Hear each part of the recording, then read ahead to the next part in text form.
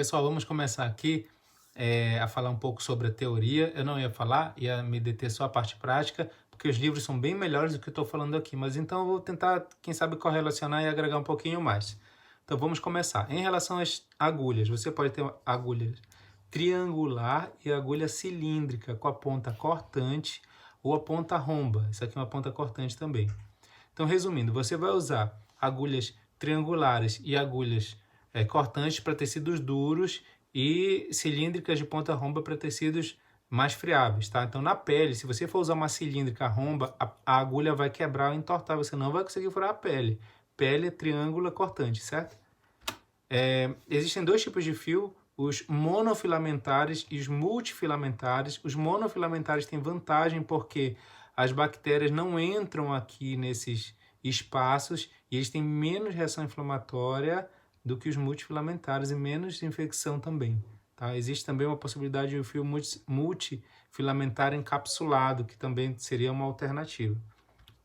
Em relação ao formato da agulha, a agulha reta você quase não vai ver, tá? Então você vai ver basicamente esses quatro modelos aqui. A de 1/4 de círculo, a de 3/8, que é mais comum, a de meio círculo e essa última aqui, que é de 5/8, que é muito comumente visto na urologia. Quanto maior a circunferência, maior o giro que você tem que dar no punho. A maioria das vezes pega 3/8. Em relação ao diâmetro, nós temos, a maioria das vezes você vai usar aqui num pronto-socorro, por exemplo, o nylon 3/0 ou nylon 4/0, tá? Mas se o tecido precisar de mais tensão, você vai usar o 2/0. É difícil usar mais 0, 1, 2 ou 3, ou seja, quanto maior o diâmetro, maior o número da frente, né? Então, assim, é muito difícil que você tenha que usar 1, 2 ou mesmo 3 no dia a dia, então você vai ficar entre 3 e 4. E também é muito difícil que você use menor que o 6.0. 6.0 já é um fio bem fino para usar na pálpebra, tá? E aqui de 9.0 para cá são os fios de microcirurgia. O menor que eu já usei foi 11.0. Você tem que usar no microscópio e você não vê ele, ó, olho nu. O fiozinho dele fica esvoaçando. É bem delicado mesmo. Existem dois tipos de fio, né? Os fios que são absorvíveis e os fios inabsorvíveis, tá? E eles podem ser, como a gente falou, monofilamentares ou multifilamentares. Então vamos explicar um por um aqui de maneira bem sucinta, tá? Mas antes eu queria te falar, se você tá em pé, senta. Aham, Cláudia, senta lá. Aham, Cláudia, senta lá. Sentou, deita, porque eu acho que eu vou te chocar aqui. A importância do fio não é relacionada a ser absorvível ou inabsorvível. O que realmente importa é isso aqui. Força têncil. É isso aqui que vai determinar a qualidade da tua cicatriz e a qualidade da tua sutura para ver se ela deu certo ou não deu, no caso de decência, tá? Então vamos lá. Força têncil é o tempo que o fio, não ele existe, mas o tempo que ele está fazendo efeito, o nó dele na sutura que você fez. Não importa se o fio estiver lá e ele estiver laceado. Tá? Então vamos lá. Os fios de um filamento que são absorvíveis. Um fio muito bom, monocril. Ele demora 120 dias mais ou menos para absorver, mas a força têncil dele não chega a um mês. Então o monocril, por exemplo, não é um fio muito legal para você costurar músculo, porque você vai precisar no músculo uma força têncil sim, de mais de 35 dias, preferencialmente 45 dias. Mas é um fio muito bom para você usar na pele. Ele dá pouca reação e ele é absorvível, né? O PDS é um fio sensacional também. Ele tem uma força têncil, olha, de 90 dias. Muito bom, serve para praticamente todos os tecidos. A absorção dele é de 180 dias. Ele tem um problema. Ele é bem caro. Salary right here. What I call them fun coupons. See that? Né? O Maxon também é um fio com período de absorção até um pouco maior. Em relação aos fios agora multifilamentares absorvíveis, nós temos o Vicryl, que é um fio que a gente usa bastante, mas olha a força têncil dele aqui. Com 35 dias você já está perdendo a força têncil. Ele absorve com 70. Você pode usar em várias estruturas, mas lembrando que depois de 35 dias, provavelmente ele já vai estar laceado. Tá? Por isso que você vê muita hérnia incisional quem usa Vicryl, né? Porque você deu o ponto, o paciente não estava em condições ideais de nutrição, não respeitou o repouso e acabou abrindo o músculo e fez uma hérnia incisional. Nós temos também o Vicryl Rapid, eu não sei como você vai pronunciar aí. Ele é um fio que tem as qualidades do Vicryl, mas ele tem uma força têncil bem menor e absorção bem mais rápida também. É um fio, ou seja, se você quiser usar para uma coisa mais útil, dá uma segurada aí porque ele absorve muito rápido.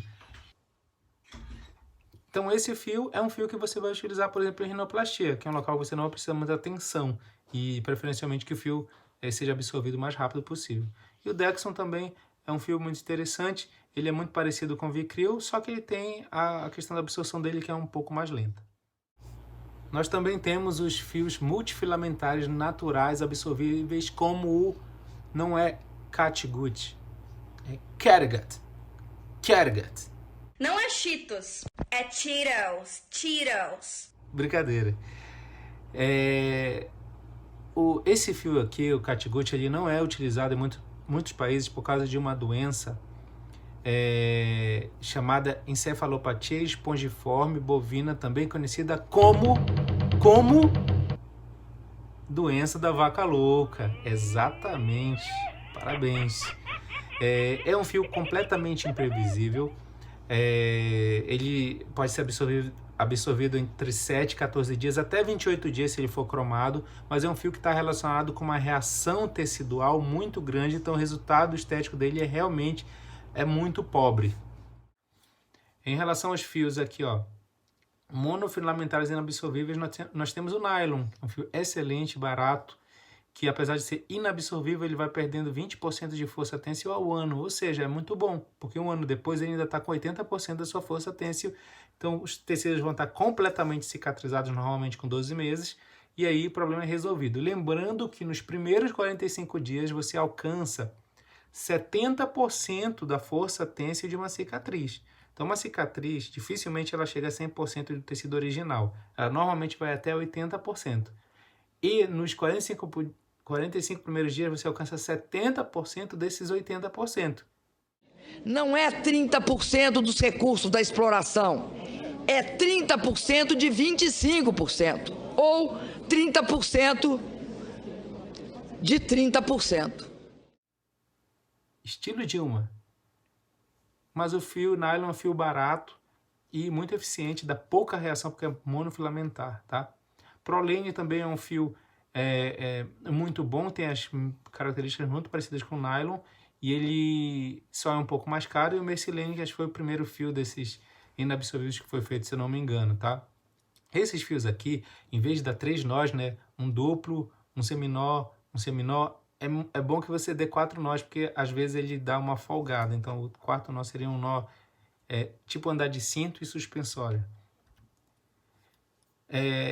Nós temos também os fios multifilamentares inabsorvíveis, são fios ruins assim do ponto de vista estético, porque eles causam uma reação inflamatória muito grande, né, como a seda e algodão.